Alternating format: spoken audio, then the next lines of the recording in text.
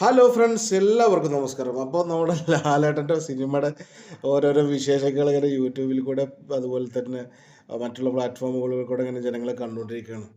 ഫാൻസിന് എന്ന് പറഞ്ഞു കഴിഞ്ഞാൽ ഒന്നും പറയണ്ട. ലാലേട്ടൻ ഫാൻസിന് എന്ന് പറഞ്ഞു കഴിഞ്ഞാൽ മാസ്, അതുപോലെ തന്നെ സന്തോഷം.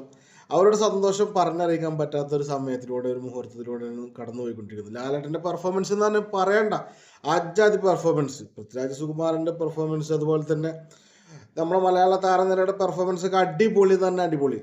പൃഥ്വിരാജ് എന്ന് പറഞ്ഞ സംവിധായകന്റെ കഴിവ് വീണ്ടും വീണ്ടും തെളിയിക്കുന്ന ഒരു സമയമാണ്. പൃഥ്വിരാജിന്റെ ഒരു ഗെറ്റപ്പ് എന്ന് പറഞ്ഞു കഴിഞ്ഞാൽ, അദ്ദേഹത്തിന്റെ ഈ രണ്ടാമത്തെ സിനിമ സംവിധാനത്തിൽ അദ്ദേഹം ഒരു എന്താ പറയുക, ഒരു മുൻകിട സംവിധായകനായി മാറി എന്ന് തന്നെ പറയണം. കാരണം മലയാള സിനിമയെ എങ്ങനെ പുനർജീവിപ്പിക്കാം, മലയാള സിനിമയെ എങ്ങനെ രക്ഷപ്പെടുത്താന്നുള്ളൊരു കാഴ്ചപ്പാടിലാണ് അദ്ദേഹം ഈ ലെവലിലേക്ക് നീങ്ങിയത് എന്ന് എനിക്ക് മനസ്സിലായത്.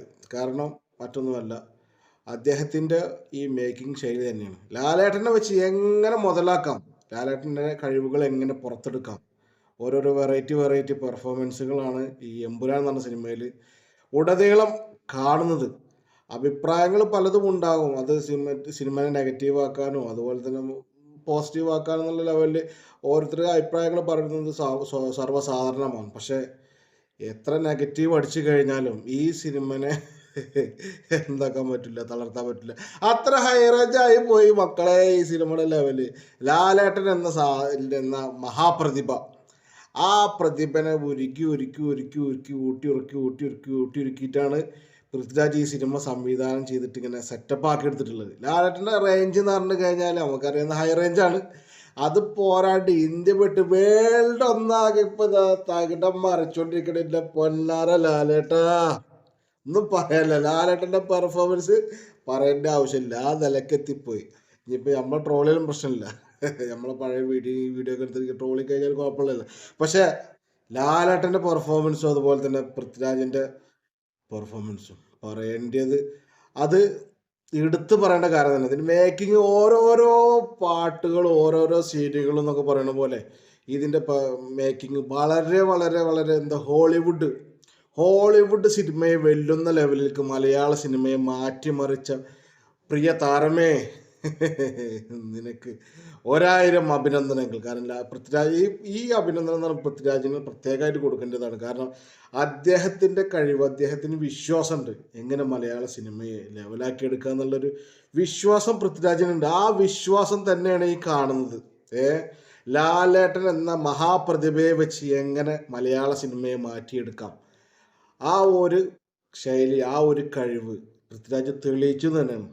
മലയാള സിനിമയിലെ ചരിത്രം തന്നെ മാറ്റിമറിച്ചു എന്ന് തന്നെ പറയേണ്ടി വരും. ആരുണ്ടടാ ഈ മലയാള സിനിമയെ മാറ്റിമറിക്കാൻ, ആരുണ്ടടാ ഈ മലയാള സിനിമയ്ക്ക് ജീവൻ നൽകാൻ, ആരുണ്ടടാ ഈ മലയാള സിനിമയെ കൈപ്പിടിച്ചുയർത്താൻ എന്ന് ചോദിച്ചു കഴിഞ്ഞാൽ ഉടൻ തന്നെ നമുക്ക് പറയാനുള്ള ഒരാളുണ്ട്. ആരാണത്? നമ്മളെ പൃഥ്വിരാജ് തന്നെ.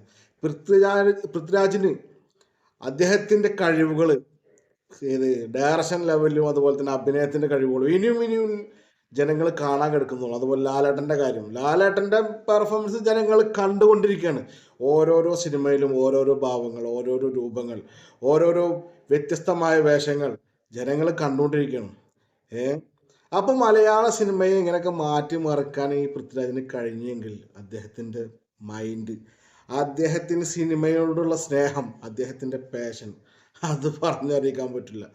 എല്ലാവരും പറയുന്നത് കാശിന് വേണ്ടിയിട്ടില്ല, അങ്ങനെ എങ്ങനെ മറിച്ച് എല്ലാവരും സിനിമ ചെയ്യുന്നത് കാശിന് വേണ്ടിയിട്ട്. പക്ഷെ അദ്ദേഹത്തിന് പ്രത്യേകതയായിട്ട് എങ്ങനെ സിനിമ ചെയ്തിട്ട് പിടിച്ചെടുക്കാം, സിനിമാ ലോകം എങ്ങനെ എന്താ പറയുക, ഉയർത്തി എഴുന്നേൽപ്പിക്കാം, സിനിമയെ എങ്ങനെ കൊണ്ടുപോകണം, സിനിമയെ എങ്ങനെ ഉയർത്തി എഴുന്നേൽപ്പിക്കാം, എല്ലാ ലെവലിലും പൃഥ്വിരാജിനെ അറിയാം. അദ്ദേഹം ചെറുപ്പം മുതൽ അദ്ദേഹം എന്താ പറയുക, സുകുമാരൻ, കേരളം കണ്ട നല്ലൊരു അടിപൊളി നടനാണ് നമ്മളെ സുകുമാരൻ. ആ സുകുമാരൻ്റെ മോൻക്ക് ഇതിന് കഴിഞ്ഞില്ലേ പിന്നെ ആർക്കാ കഴിയുക? പിന്നെ അതുപോലെ നമ്മുടെ കാര്യം പറയണ്ട, മല്ലിക സുകുമാരൻ, അതും അഭിനയത്തിൻ്റെ കുലപതി തന്നെയായിരുന്നു. നമ്മൾ ഇന്നും കണ്ടുകൊണ്ടിരിക്കുകയാണ് മല്ലിക സുകുമാരൻ്റെ അഭിനയങ്ങളും കാര്യങ്ങളൊക്കെ. അപ്പോൾ അതൊക്കെ ലെവലാക്കി നോക്കുമ്പോൾ പൃഥ്വിരാജ് എന്ന് പറഞ്ഞ നടൻ്റെയും അതുപോലെ തന്നെ സംവിധായകൻ്റെയും കഴിവ് ചില്ലറ കഴിവല്ല മോനെ. എമ്പുരാൻ വന്നടാ തമ്പുരാൻ വന്നടാ കൈകൂപ്പി നിൽക്കടാ തമ്പുരാനെ, കാലത്തിനൊത്തൊരു മാറ്റം കുറിച്ചിതാ ലാലേട്ടൻ വന്നടാ പൊന്നുമോനെ. എന്താ മോനെ മാസ് പെർഫോമൻസ് എന്ന് പറഞ്ഞാൽ മാസ് പെർഫോമൻസ്. ഇനി ഈ സിനിമയെ കവച്ചു വെക്കാൻ ഇനി മൂന്നാം ഭാഗത്തിനാകോ എന്നുള്ളതാണ്. മൂന്നാം ഭാഗത്തിനാകാണ്ട് പിന്നെ ഇതിലും അടിപൊളിയായിരിക്കും മൂന്നാം ഭാഗം എന്നാണ് പറയുന്നത്. ഈ സിനിമക്ക് മൂന്നാം പാർട്ടുണ്ട്. ഏ അപ്പോൾ ഇതിന്റെ ഓരോ ഫസ്റ്റ് സെക്കൻഡ് തേർഡ് അപ്പൊ എങ്ങനെ ഇതിന്റെ റേഞ്ച് എങ്ങനെ മാറി മാറി മാറി പോയി എന്നുള്ളതാണ് ഇപ്പൊ ഓരോരോ മനുഷ്യന്മാർ ചർച്ച ചെയ്യേണ്ട. പൊന്നു മോനെ, ടിക്കറ്റ് കിട്ടിക്കഴിഞ്ഞാൽ ഉടൻ തന്നെ പോയി കണ്ടോളി മക്കളെ. ഒരു കാരണവശാലും ഇത് മിസ്സാക്കണ്ട. ഇതൊരു ഗോൾഡൻ ചാൻസ് ആണ്. ഏ ഈ സിനിമ കണ്ടില്ലെങ്കിൽ പിന്നെ എന്ത് കാണാച്ചിട്ടാണ്. അപ്പൊ ആ നിലക്ക് സിനിമയുടെ ലെവലും അതുപോലെ തന്നെ സിനിമ അഭിനയിച്ചവരൊക്കെ കാര്യങ്ങളൊക്കെ പൃഥ്വിരാജ് എന്താ പറയാ അരിച്ചെടുത്ത് കഷായം കുറുക്കിയിട്ട് ഉണ്ടാക്കിയുള്ളതാണ് ഈ സിനിമ. അതും ഹോളിവുഡ് ലെവലിൽ. സസ്പെൻസുകൾ പലതും ഉണ്ടായിരുന്നു സിനിമ റിലീസ് ആവാനായിട്ട് മുന്നേ. ഇപ്പൊ സസ്പെൻസുകളൊക്കെ മാറി ഇപ്പൊ ഒക്കെ നമുക്ക് ഡയറക്റ്റ് സ്ക്രീനിൽ കാണുന്ന ലെവലിലേക്ക് നമ്മളെ കൈവെള്ളയിൽ എത്തിക്കഴിഞ്ഞു. സിനിമ റിലീസായി പല പല പ്രമുഖ വ്യക്തിത്വങ്ങളെ അഭിപ്രായങ്ങളും ഓരോരോ കാര്യങ്ങളൊക്കെ കാണുമ്പോൾ ചിരി വരുന്നുണ്ട്. കാരണം ഇതിനെ നെഗറ്റീവ് അടിച്ചിട്ട് കാര്യമില്ല. കാരണം ഇത് ഹൈ റേഞ്ചാണ്, ഇത് റേഞ്ച് വേറെയാണ്. അപ്പോൾ വീണ്ടും എല്ലാവർക്കും കാണുന്നവരെ വീണ്ടും നമസ്കാരം. Tata bye bye, see U.